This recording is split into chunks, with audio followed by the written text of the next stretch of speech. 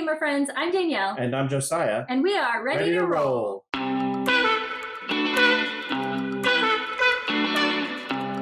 Today, we're talking about that game I always lose, or games that I lose more than I win. Yeah. These are games that I may enjoy playing. Or may not. Yeah, or may not. But typically, I just am really bad at the game for whatever reason. Yeah, sometimes games just don't work for you. Like your brain doesn't click with it, or and it happens. Yeah. And so, like you said, sometimes they're games that I still really love playing, and sometimes they're games I don't really love playing. So let's talk about it. Okay. So these are like did you just do finger guns? I did. I did. Okay. It threw me all off. Okay. So these are the top 5 games, or would you say bottom 5 games if they're the ones you lose all the time? Yeah. So I would say, I don't know, bottom 5, I guess. Maybe. Top 5 games I lose more than I win. There you go.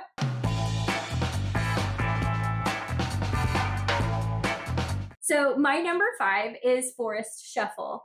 Forest Shuffle is a card game. You play out these cards that are trees, and you are building off of those trees. You can put different animals on either side, or top or bottom, and they all have different point conditions based on how many of those animals are in your forest that you're building out. And so I really enjoy the game. I think it's a lot of fun.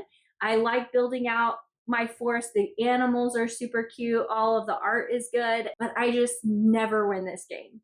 I think the reason that you have said in the past that you don't win this game maybe is because you just want to collect the certain animal that you think is really cute. Yes. And maybe it's not the best point getting animal. Yes, maybe I care a little less about winning in this game and more about what my forest actually looks like. Yeah. So I've done it both ways, but I really just enjoy the game for the game and like putting what I want where I want it. Yeah, I love this game. Yeah. So my number 5, Forest Shuffle. All right, my number 5 is Grand Austria Hotel. This is a game that I actually do really enjoy playing. Mm-hmm. You are a hotel owner, and you are inviting guests into your cafe, giving them the things that they need, like wine or coffee and cake, and I think it's strudels. Yeah, strudels, and then you're checking them into their room, and you have to meet certain conditions to do that. There is a dice mechanic where you roll the certain number of dice, and it determines what actions are available to you to take, and you take turns drafting the dice. Yeah. And it's just a really fun game that I don't win. Yeah, I absolutely love this game. This game totally clicks with me, and it's actually way up there on my list of my favorite games of all time. So yeah, I definitely love that one. Yeah, so that's my number 5, Grand Austria Hotel.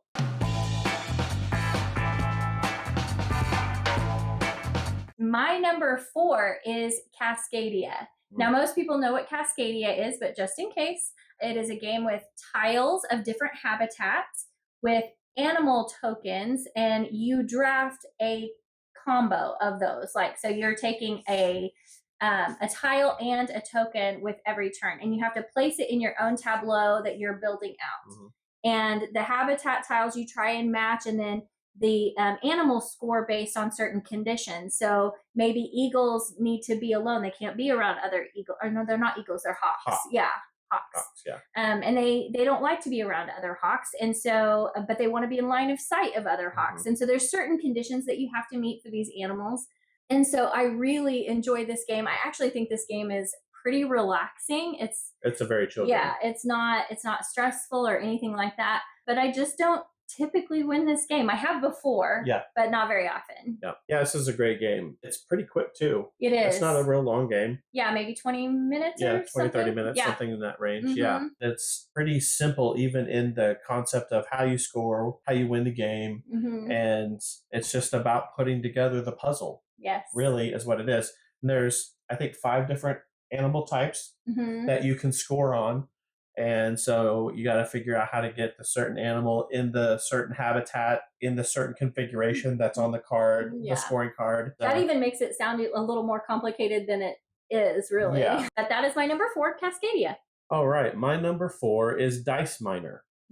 This is a game that I absolutely love to play. This is one of my favorite games that we have. It is a dice drafting, dice rolling, dice building game that where you are a miner and you're mining for tunnels and gems and magic, and there are meteors and dragons that could be negative points unless you have the certain pickaxe or shield, and then they turn into positive points. And it's just a super, super fun game. Your dice pool gets bigger each round. It's played over 3 rounds, and production value is pretty good on it. And so I just love this game. I can't win it because of one mechanism in the game. Yes, this is the trigger. This is my Achilles heel. Achilles heel. That's a good way to put it.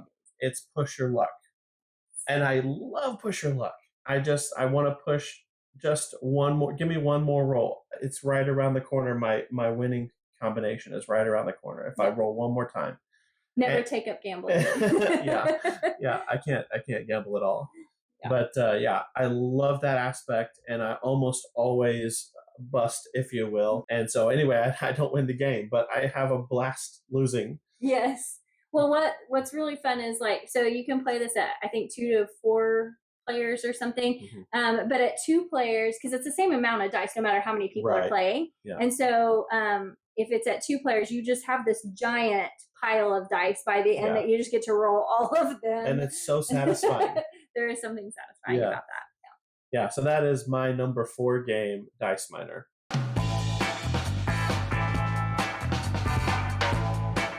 My number 3 is Awkward Guests. Awkward Guests is a deduction game. It's similar to Clue in that you're trying to figure out the murder mystery, but it is a level up from Clue. Or maybe several levels up. Yeah, that's true. But what you do is you're given these cards and they're clues to the mystery, and you're trying to figure out what happened. And the only way to really figure out what happened is to get information from other people at the table, because they all have clues as well. But you're trading information. So maybe you say, I want to know about this location and this person.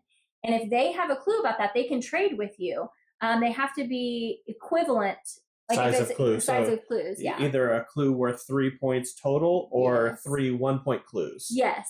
And so you're kind of trading equal amounts of information. The key, though, is that you might want to keep some of your information back, especially if it's a real juicy clue.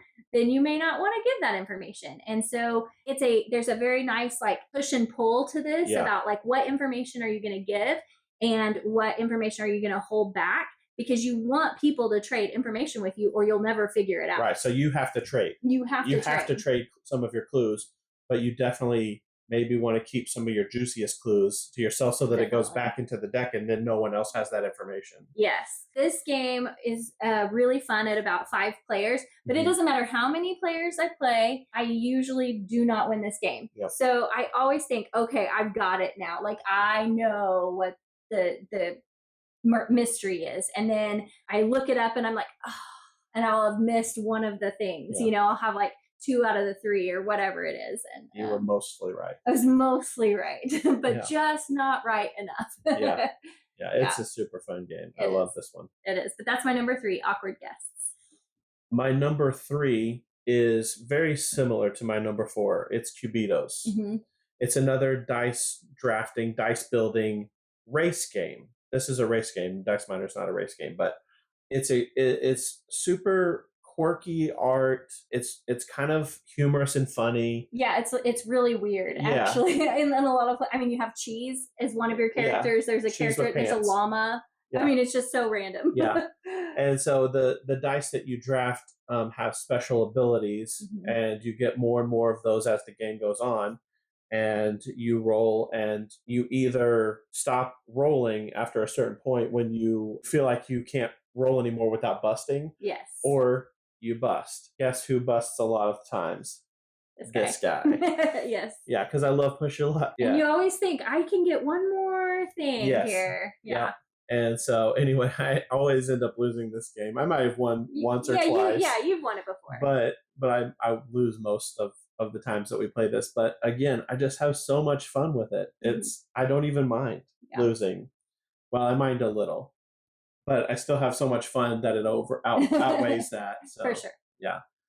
So that's my number 3, Cubitos.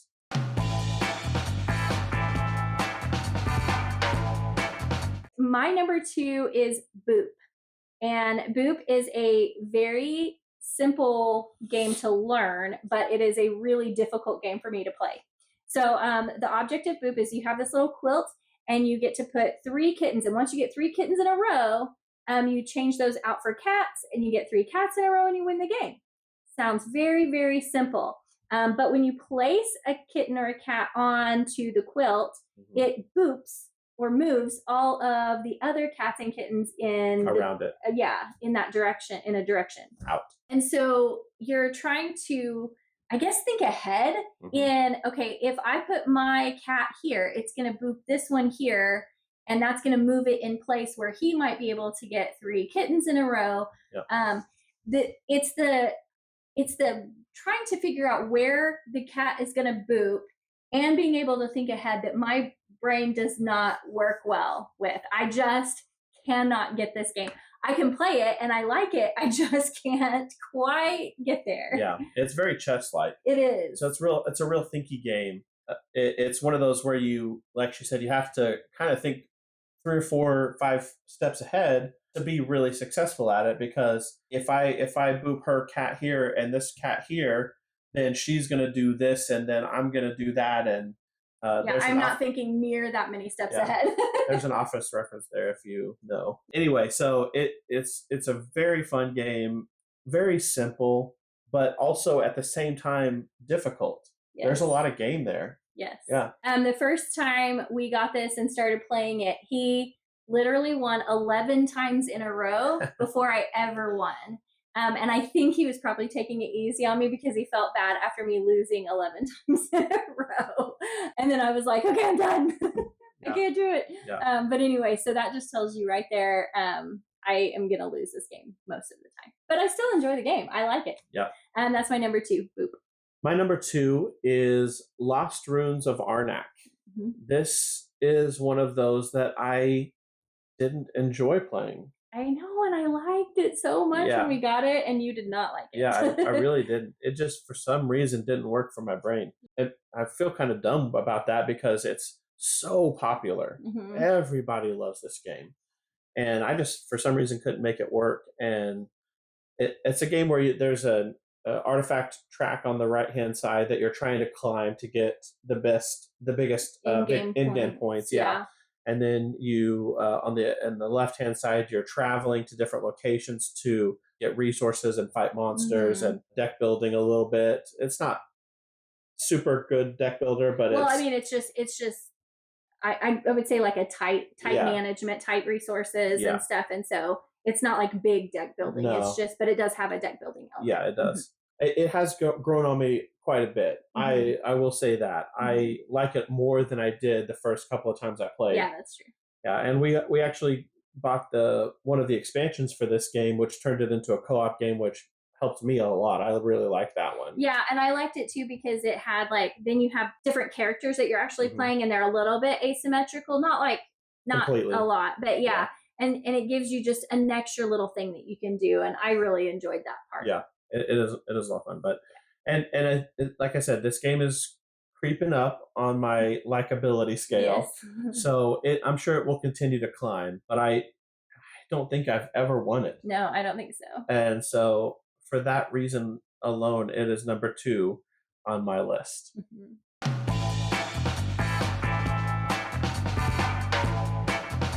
All right, my number 1 game that I lose more than I win is Air, Land, and Sea.